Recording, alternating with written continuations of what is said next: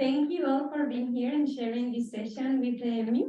And also thank you to the chairs and also to the organizers of the conference, because it's a real pleasure for me to be here and to share this fantastic conference specific on this topic, because I've been doing research on this topic also for many years now, more than I thought I was.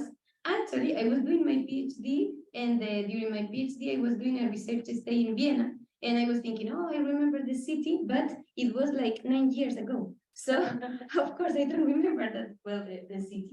So, my name is Beatriz Felipe Pérez. I'm from Spain, but I have been living in Mexico for a while, and that's why I wanted to focus on the Mexican legal and policy landscape.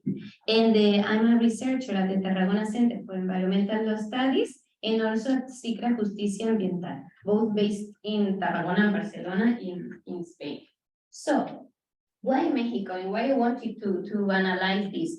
First of all, Mexico, it's a country with a very strong tradition of migration. You all know that the corridor between Mexico and the United States is one of the biggest ones and one of the most dangerous too.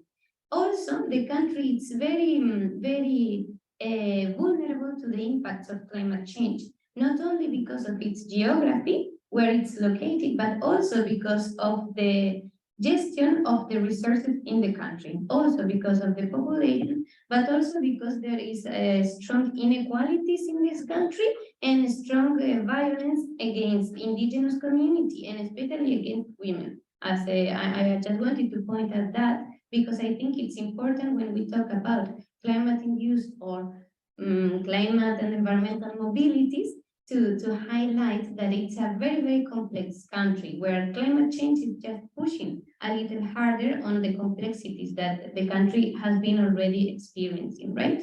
So here I just wanted to show you straight lines that I love, and I'm sure you all know. But for Mexico, of course, the tendency is the same as other countries. We see how temperatures are rising.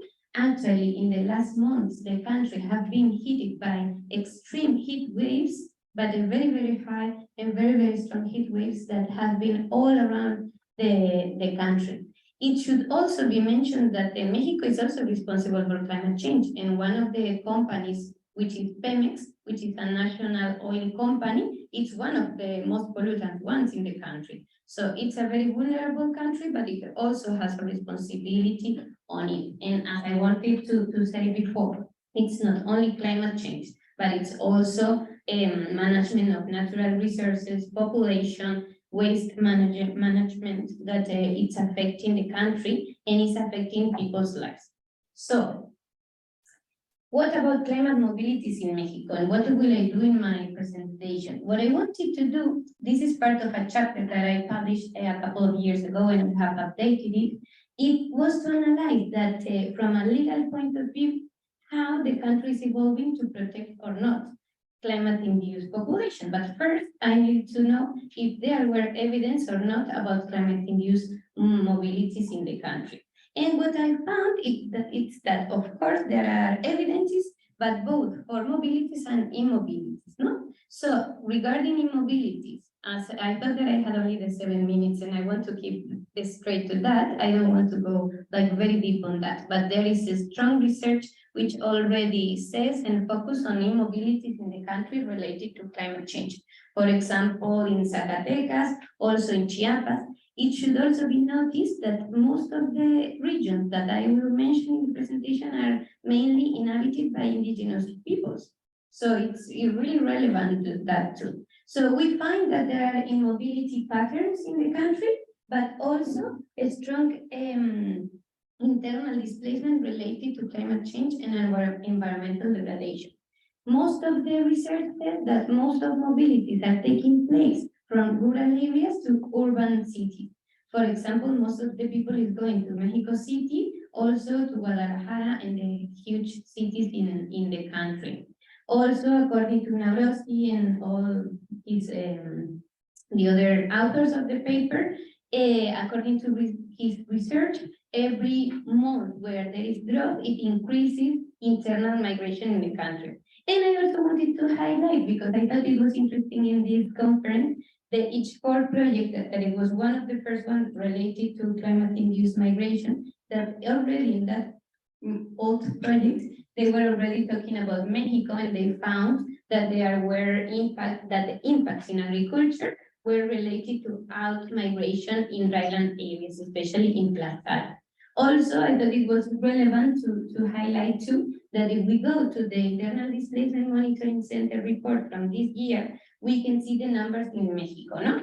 And there were, according to this last report, the number of displacements related to disasters was higher than conflict and violence. But if we go to the total number of people living in internal displacement, it's way, way higher, as you can see here. 99% is related to conflict and violence. And we cannot forget about that in Mexico, because violence is still there, and it's something that you can feel in the everyday living there.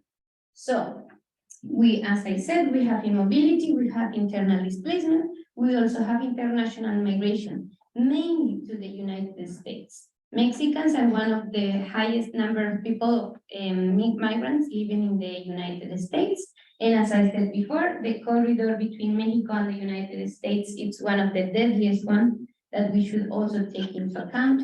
And there are also several studies which already say that the environmental related factors are related to out-migration to the United States too.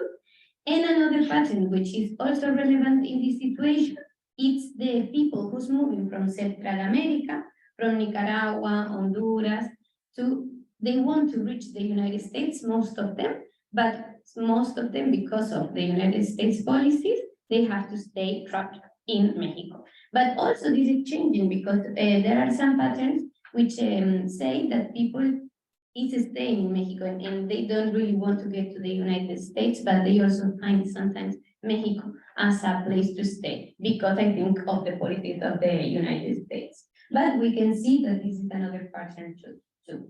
So what I did when I was doing this research was to, once we had the evidence that this is happening, to explore the Mexican legal framework. I focused on the climate change framework and also on the mobilities framework. And I wanted to see what was the country doing, because I said, oh, 3 minutes. Okay, I wanted to see what the country was doing in this respect, right? So just to do it in 3 minutes. We'll make it 4. Okay. So relating to climate change, the legal framework, I will just go to the point. It's relevant that the country, it was one of the first Latin America's countries which had a climate change law. And it was interesting because in the second version of the law, it adapted the text to the Paris Agreement. So it included references to mobilities which were not there. And I thought it was very interesting because not all countries have done that. For example, in Spain, we have a law from 2021 on climate change, and we don't have any reference to mobility. So I thought it was interesting. And then, as I don't have that much time, I will go a little further. It was interesting also to see that Mexico, as a federal state, the states themselves, they also have climate laws. And it was interesting to see that little by little, the laws of the states were also including references to migration on different sides. I mean, some of them made reference to migration, others to internal displacement, most of them related to natural disasters. So it was interesting to see that at least 7 out of 32 already include references to somehow to human mobility, you know? They vary in scope and relevance, but at least they do. And 7 out of 32, it's not a lot, but at least it's something, no? Also, regarding internal displacement, it's important to highlight that a country such as Mexico, where people is moving every day because of violence, it has been very, very hard to have a law on internal displacement. They have tried more than 6 times to get to have a federal law on internal displacement. So none of them has ever been adopted.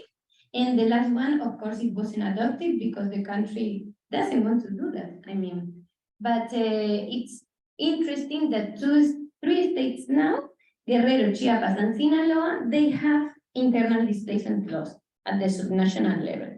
And and they include some references to natural hazards, which are interesting, but they need further development, of course. The general victims law also include a reference to internal displacement.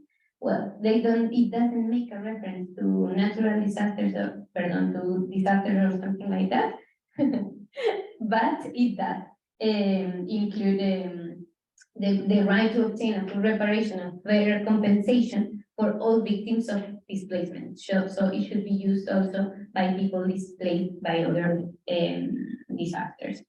It's also interesting that the country regarding international migration, it's one of the signatories of the 1991 International Convention on the Protection of the Rights of All Migrant Workers, which of course is not for climate-induced migrants, but it could be. Why not?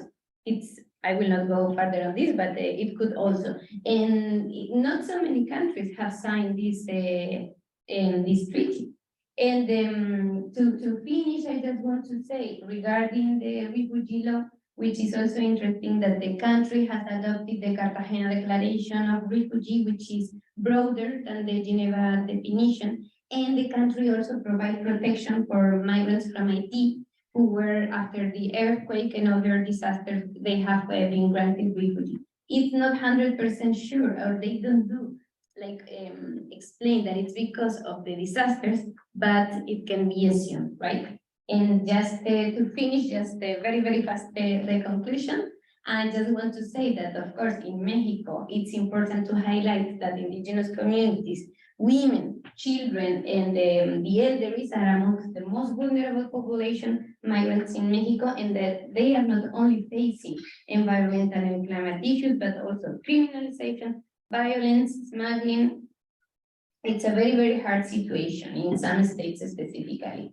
We have several studies, already showing the relation between environmental and climate degradation and mobilities, but we don't have so many for Mexico. We have other regions of the world which have been widely studied, but if you check it for Mexico, there are not so many, even though it's really relevant to see what's going on in this country.